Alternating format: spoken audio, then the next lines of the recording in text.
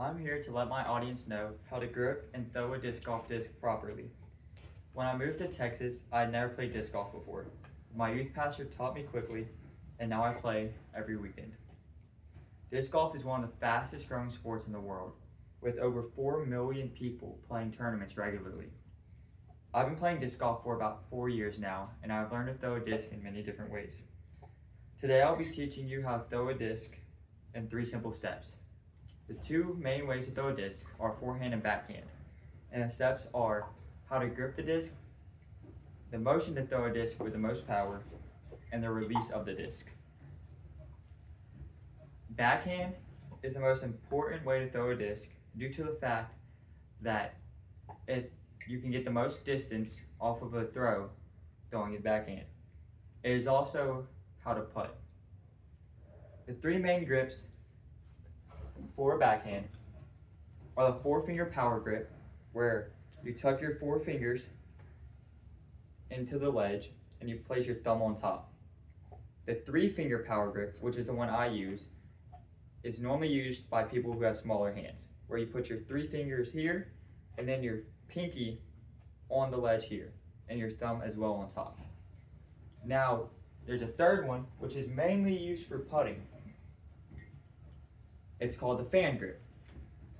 You line your pointer finger on the rim and you place your 3 other fingers on the bottom like a fan, and you put your thumb on top. For a backhand motion, you want to start with your arm extended out, facing the opposite direction you want to throw. Basically, like if I wanted to throw to my right, I would extend it to my left. You want it in a straight line, and you want to pull it towards you, kind of like a lawnmower cord. So you want to point it out and then pull it towards you.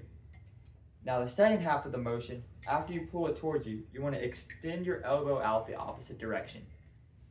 When you do that, it helps create spin.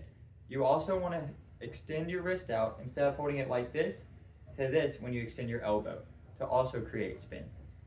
When releasing a backhand, you want to pull your arm across your body and finish forward facing where you want to throw.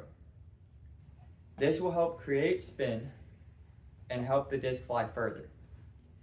For a forehand, you want to hold it. There are 3 different ways to hold a forehand as well. There's the stacked grip, where you hold your middle finger along the ridge with your pointer finger on top of it, with your thumb also on top, and your 2 other fingers against your hand, kind of like a gun. Looks kind of like a gun. The other 2 grips are the split finger grip, which helps stabilize the disc when throwing.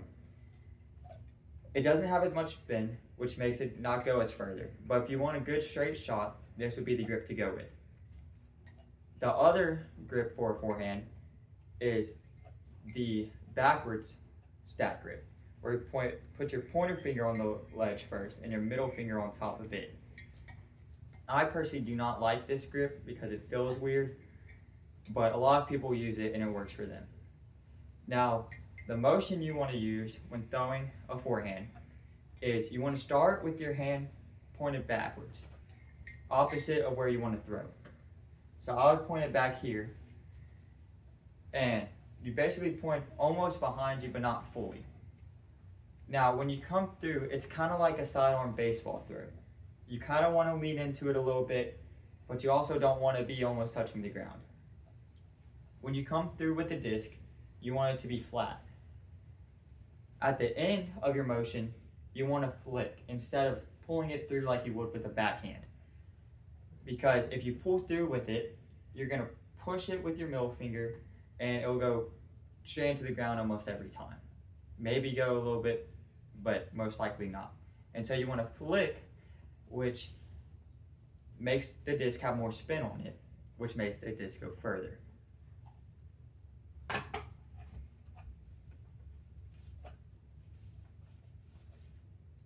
In conclusion, not all of these grips or the exact motion that I showed you will work for you every time. These steps are very close to what a pro would teach you. Just remember these 3 steps for a forehand and backhand throw: the grip, the motion, and the release. It's okay if you don't throw perfectly your first time. I still accidentally throw this 50 feet into the woods every now and then. Just figure out which step you messed up on and fix the problem from there. Thank you.